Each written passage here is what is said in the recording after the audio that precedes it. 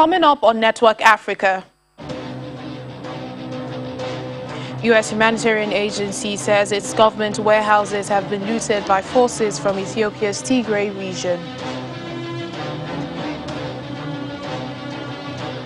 Director General of the Nigeria Center for Disease Control, Ihekweazu, appointed as Assistant Director General of Health Emergency Intelligence at the World Health Organization. Plus, Tanzania opposition leader Freeman Mbowe's terrorism case to proceed despite objection from his Chadema party.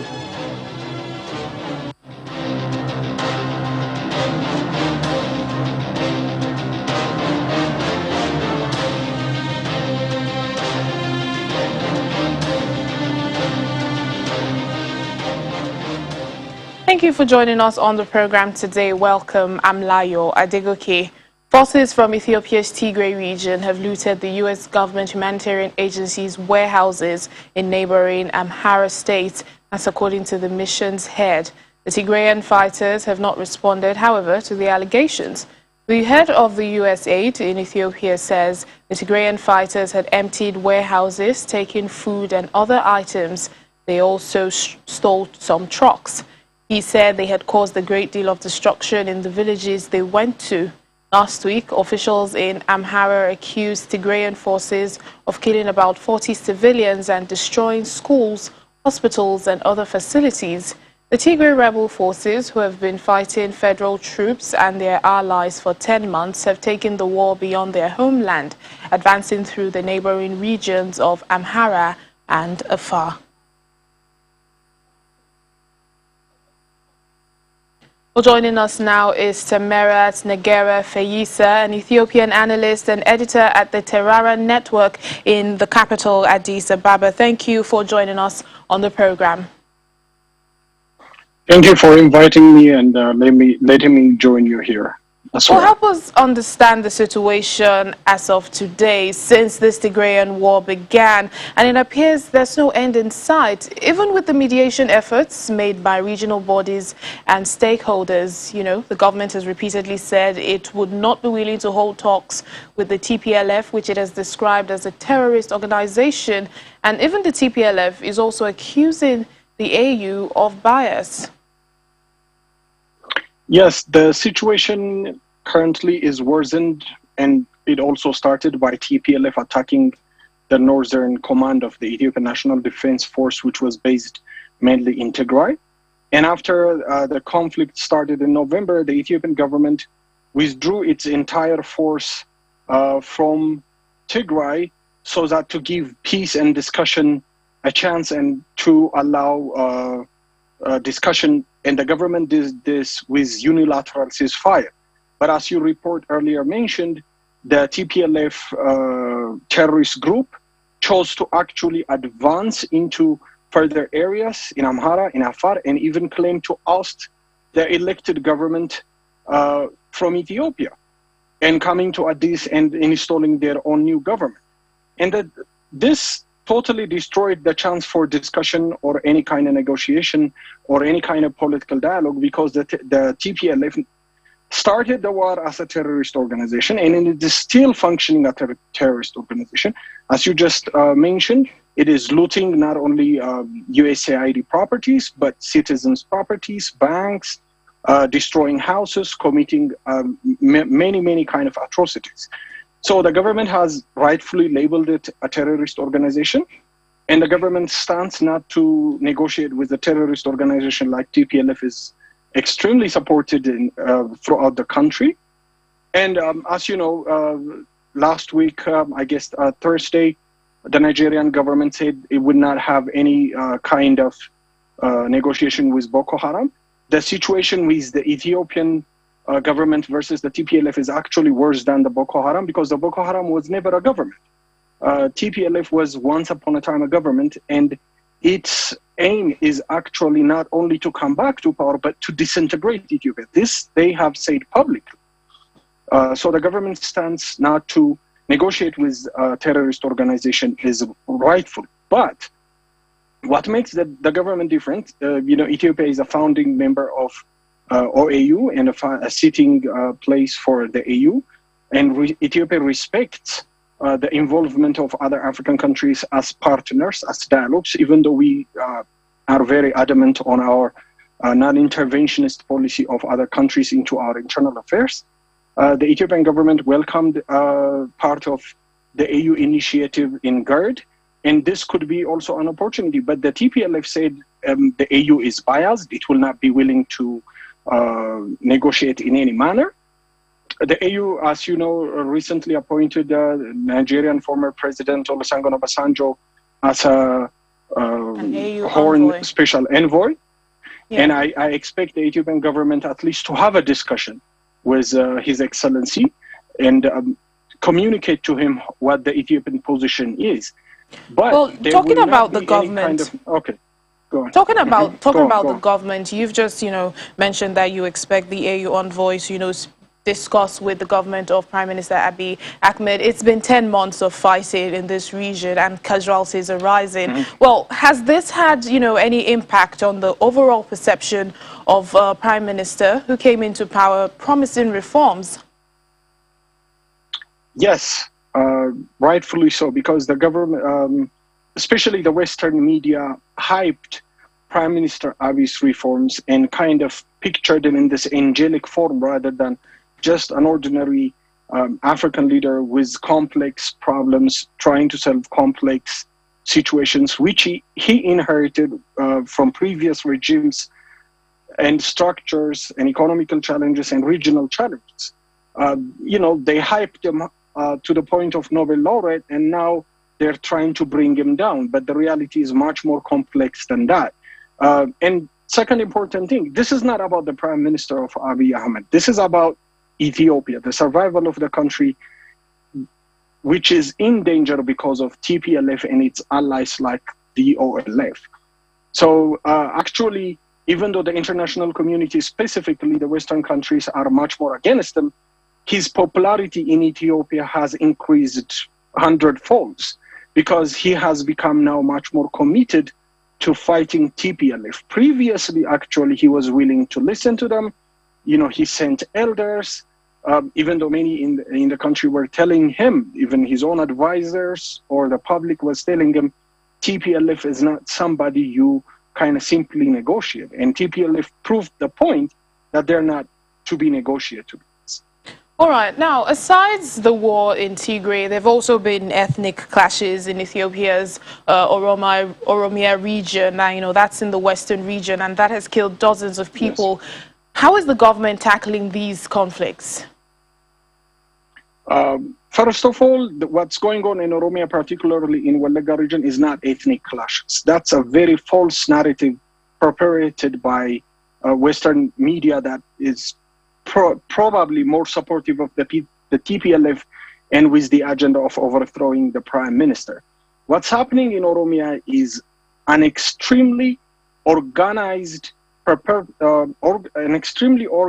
massacre against the Amharas and other non-Oromos that are living in Oromia because the entire structure is now much more online of ethnic cleansing.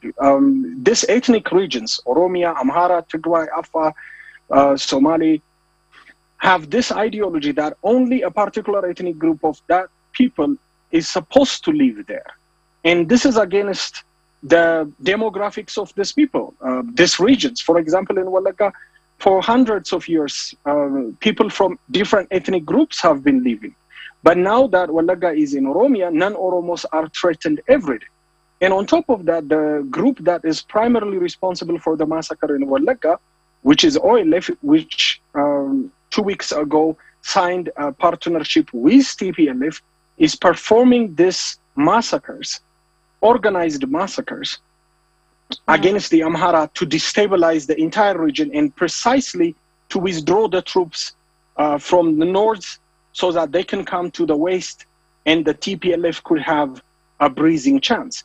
On your question, what the Prime Minister Prime Minister Abiy is doing, Prime Minister Abiy is kind of shorthand in this area or not serious about this Oromia region because this is the region his ruling party, the OPDO, comes from. He's from the Oromia region. And his stance to be very serious and adamant on Opidio and OLF supporters is one of his major challenges going forward. All right then. Tamarat Negera Feija, thank you for your thoughts on Network Africa. Thank you very much for your opportunity. To other stories now, the Director General of the Nigeria Center for Disease Control, Dr. Ihekweazu, has been appointed as the Assistant Director General of Health Emergency Intelligence at the World Health Organization. Mr. Ihekweazu's appointment was disclosed in a letter signed by the WHO Director General, Tedros Ghebreyesus, and he's to begin work on November 1st, 2021. He's expected to lead the work on strengthening pandemic and epidemic intelligence globally, including heading the WHO Hub for Pandemic and Epidemic Intelligence in Berlin, Germany. Dr. Ihekweazu is a Nigerian national who was born in Germany and is a graduate of the College of Medicine, University of Nigeria, and has a master's in public health from the Heinrich Heine University, Dusseldorf, Germany. He has over 20 years of experience working in senior public health and leadership positions in several national public health institutes. Now, with this appointment, he now joins a list of other successful Nigerians who are making the country proud and are at the helm of affairs of other international organizations. This includes Mrs. Amina Mohammed, the Deputy Secretary General of the United Nations, Dr. Ngozi Okonjo-Iweala, the Director General of the World Trade Organization, and Mr. Akiwumi Adesina, who's the President of the Africa Development Bank, AFDB.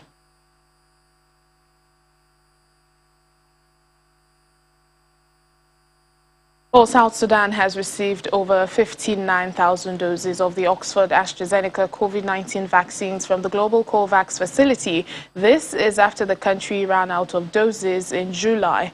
South Sudan had in March received 132,000 doses of the vaccine, but due to a slow rollout, it returned 72,000 doses to COVAX, which were later used in neighboring Kenya. The country had immunized more than 50,000 people, most of whom are still waiting for their second dose. The World Health Organization in South Sudan, their representative, says they will now have a chance to get the second dose to be fully immunized, and others will also be able to get their first jab.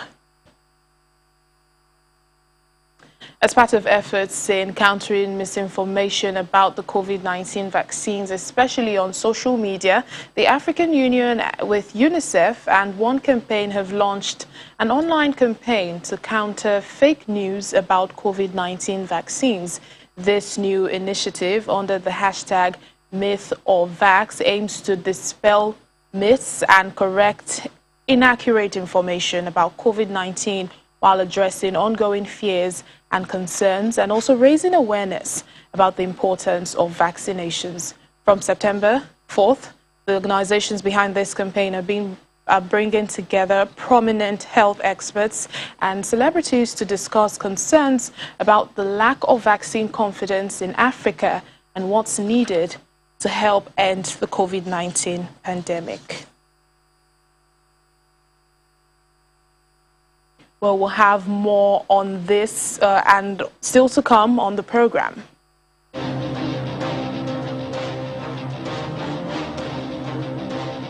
We meet the Burundian refugee that's about to fight for gold at the Paralympics. Please stay with us for more details.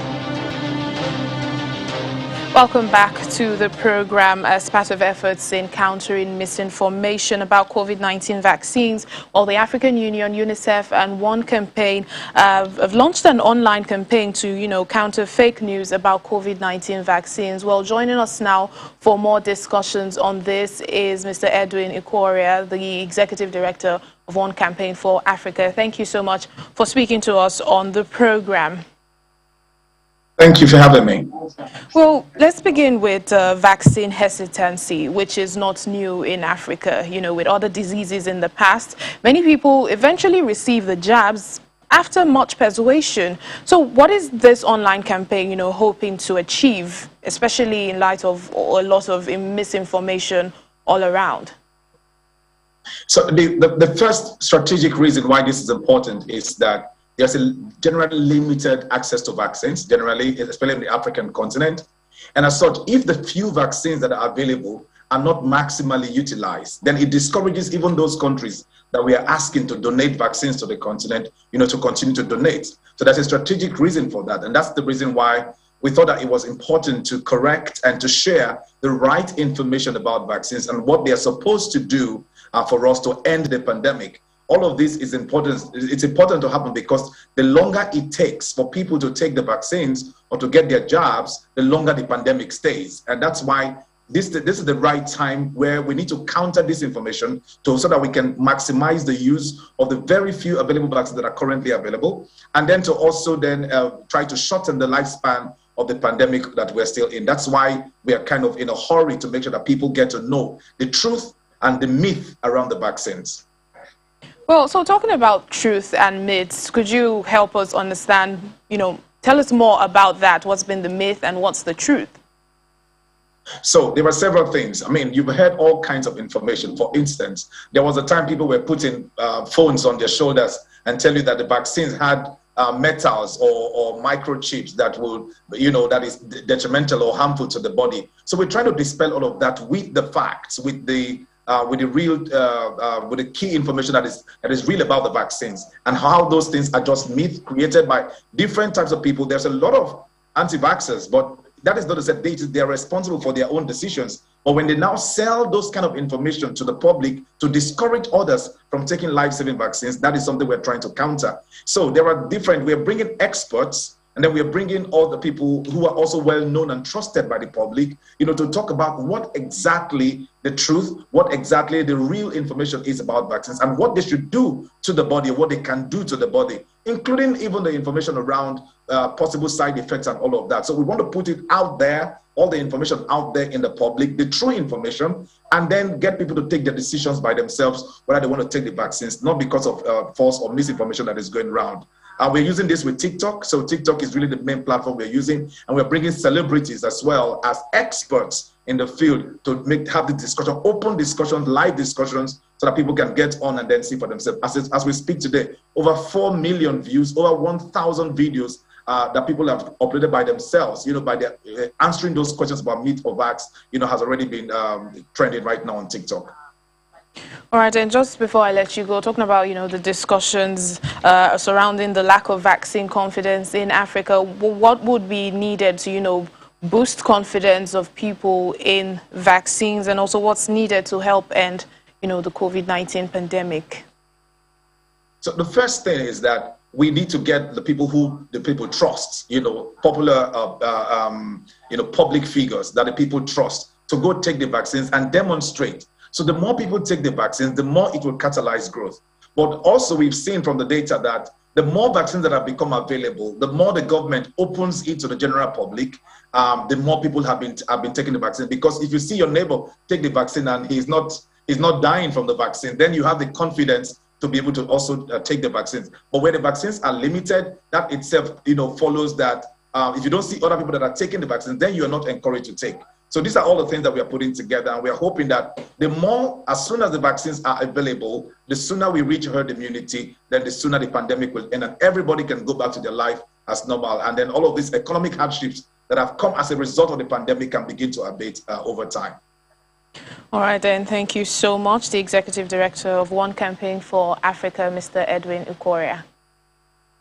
Thank you for having me. To politics now. The High Court in Tanzania has ruled that a terrorism case against the country's main opposition leader can go ahead as planned, dismissing objections by Freeman Mbowe's Chadema party.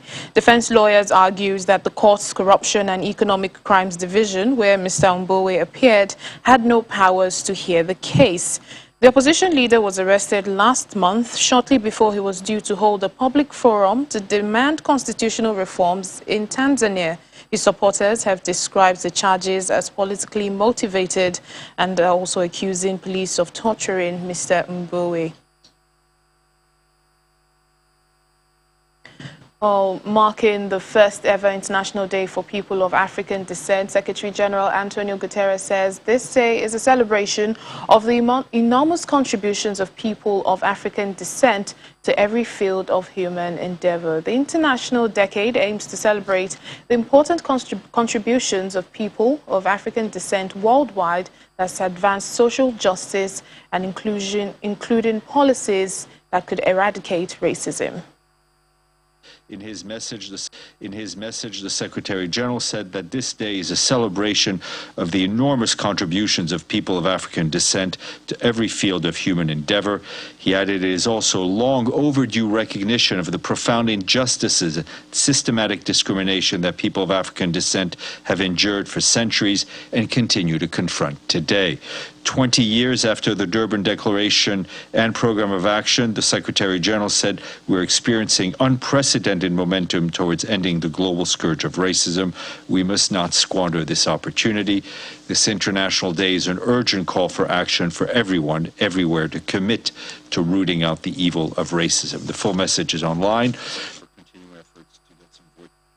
The Algerian national team will play the Football World Cup qualifier against Burkina Faso in the Moroccan city of Marrakesh as scheduled. Now, there were speculations the fixture would be moved to a different venue after Algeria severed ties with Morocco following a diplomatic fallout that's built up over years of strained relations. An Algerian football official confirmed in a video released on the Football Association's website that the game would go ahead as planned, and also the Algerian national team in Marrakesh have been well received by their Moroccan counterparts.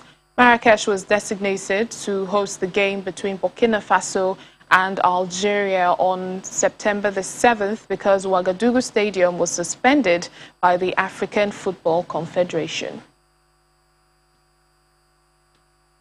Let's meet a Burundian refugee that's about to fight for gold at the Paralympics. Pathé Hakizimana suffered a life-changing injury as a child in an attack in Burundi, but now he will be chasing a Taekwondo gold medal from Thursday, September 2nd, as a member of the Refugee Paralympic team in Tokyo. For Pathé Hakizimana, Taekwondo is a way to overcome his pain, forged in conflict, brutal violence and loss. But through the sport, the Burundian refugee has also found strength that's taken him to the global stage. Taekwondo is my life. I love Taekwondo as it helps me to forget difficult moments that I had encountered in the past years. He's one of the 6 athletes in the Refugee Paralympic team competing in Tokyo. The day I found out that I would participate in the Tokyo Olympic Games of 2020, I was very, very happy. I saw the doctors open for me. At the age of 6, Hakizimana suffered a life-changing injury. During an attack on his village, during which his mother was killed, he was shot in the arm and spent close to 2 years in hospital recuperating. In 2015, he fled post-election violence in Burundi to neighboring Rwanda. He now lives in the Mahama refugee camp with daughter and his partner Irene. He recently had to leave them to train more intensively than usual in the Rwandan capital of Kigali. I can feel he's capable. I am very confident, without a doubt, that he will do well. As well as training for the international stage, Hakizimana founded a Taekwondo club in the Mahama camp, teaching 150 people with students as young as 6.